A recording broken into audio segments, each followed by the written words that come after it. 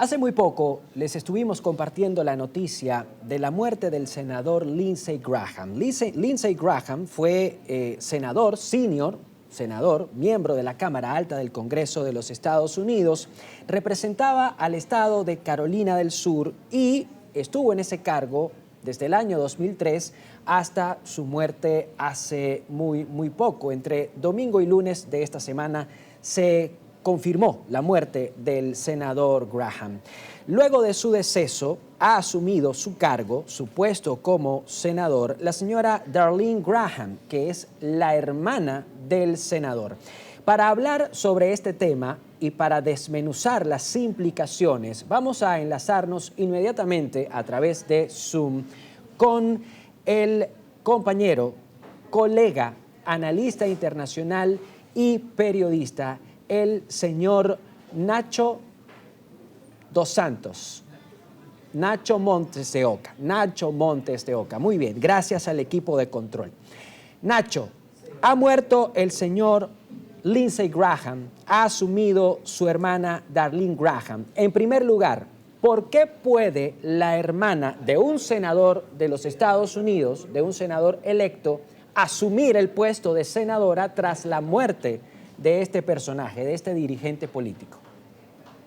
Porque el sistema de Carolina del Sur así lo permite. El sistema político permite al gobernador designar discrecionalmente a un ciudadano del Estado, y considerando que la hermana de Lindsey Graham tenía un perfil muy parecido, que es muy poca experiencia política, de lo que se trata es de ubicar a una persona en ese puesto sin meterse en cuestiones de internas partidarias, que es muy poco el tiempo que queda. Pensemos que estamos a mitad de julio y en noviembre ya hay elecciones, así que es más que nada es un parche institucional que no afecta en lo negativo en absoluto al ejercicio del cargo.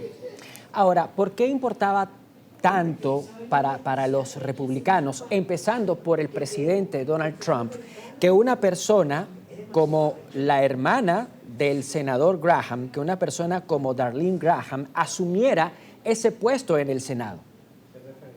Porque se perdía la capacidad que tienen los republicanos de mantener la mayoría en comisiones clave, por ejemplo, en la Comisión de Asignación Presupuestaria, que es la comisión que justamente aprueba las partidas de dinero para la defensa de los Estados Unidos, y esto es en un momento clave en donde hay un enfrentamiento en Medio Oriente.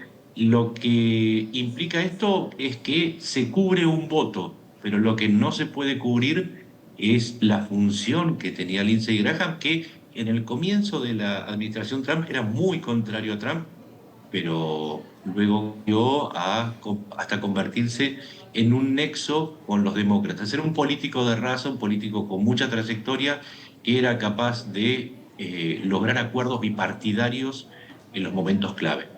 Es decir, que Lindsey Graham no era un simple senador, era un hombre clave porque, como tú lo acabas de apuntar, formaba parte de una comisión que aprueba fondos, en este caso fondos en materia de defensa, que son esenciales en un contexto de guerra abierta con Irán. Ahora, Exacto. más allá de que Darlene Graham, la hermana del senador Lindsey Graham, ha asumido el puesto del senador luego del fallecimiento de este legislador, ¿se tiene algún nombre para relevarlo o para asumir ese puesto, tomando en consideración que en noviembre de este año vamos a tener elecciones de medio término y seguramente ese cargo va a estar en juego?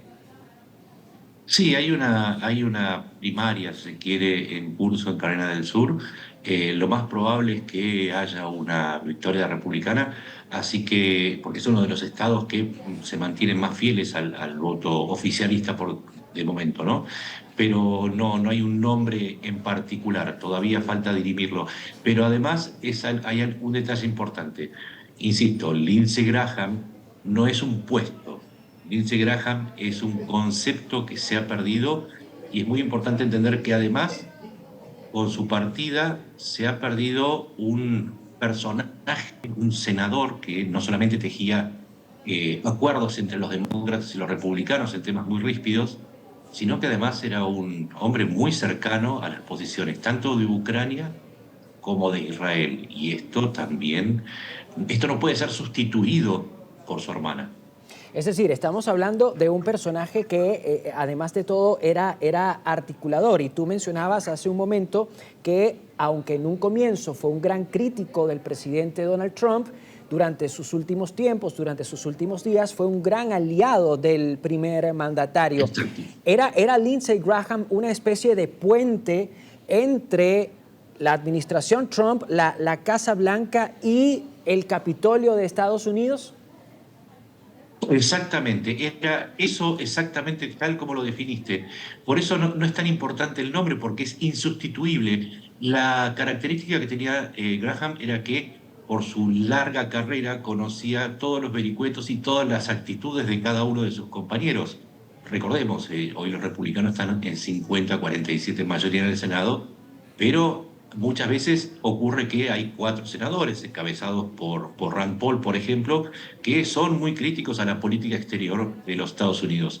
Justamente la misión de Lindsey Graham era muchas veces convencerlos para que esa ventaja que tienen los republicanos no se convirtiera en una desventaja justamente por la existencia de esa disidencia y por otro lado, para que las políticas de oposición de los demócratas tuvieran un punto de encuentro, un punto de negociación en donde Donald Trump pudiera sacar las medidas sin recurrir a una batalla parlamentaria o una batalla entre Trump y el Parlamento. Ahora, te voy a proponer, mi estimado, ampliar un poco el tema y ampliar un poco la entrevista. Ya que hemos hablado de Lindsey Graham y que hemos hablado de su presencia en el Senado, también hemos dicho que los republicanos, por muy poco margen, tienen la mayoría en la Cámara Alta. Hace un momento también decíamos que en noviembre de este año vamos a tener elecciones de medio término, se va a renovar la Cámara Baja, se va a renovar la Cámara de Representantes y un porcentaje del Senado, un porcentaje de la Cámara Alta.